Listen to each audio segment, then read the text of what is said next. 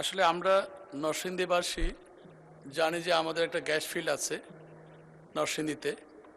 কিন্তু সেই গ্যাস আমরা সারা বাংলাদেশে সরবরাহ করছি দীর্ঘ ৩৬ বছর ধরে। ১৯৯০ সনে সেই গ্যাস ফিল্ড আবিষ্কৃত হয়েছিল।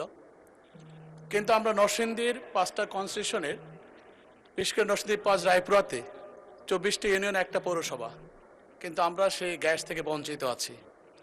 যেহেতু গ্যাস আর সরবরাহ করা হয় যে রেটে, আমরা সেই রেটেই টাকা দেব। কেনই বা লম্বা লাইন করে ট্রান্সমিশন অ্যান্ড ডিস্ট্রিবিউশন কস্ট বাড়িয়ে আমাদেরকে পৃথিবীর বাংলাদেশের বিভিন্ন জায়গায় গ্যাস দিয়ে টাকা কামাই করতে হয় বা সরকারকে টাকা নিতে হয়? নিজ নিজ এলাকায় যদি গ্যাসটা দেওয়া হয়, প্রেশার লস কম হবে।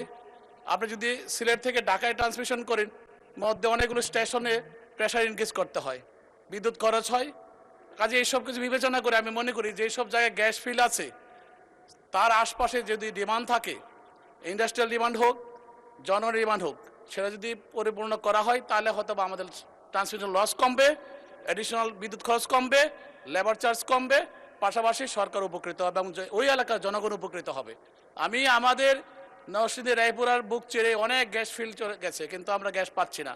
কাজে রায়পুরার জনগণের পক্ষে দাবি, দীর্ঘদিনের দাবি, এই রায়পুরাতে যদি গ্যাস ফিল্ড দেওয়া, গ্যাস সরবরাহ করা হয়, কারণ এখানে গ্যাস স্টেশন আছে।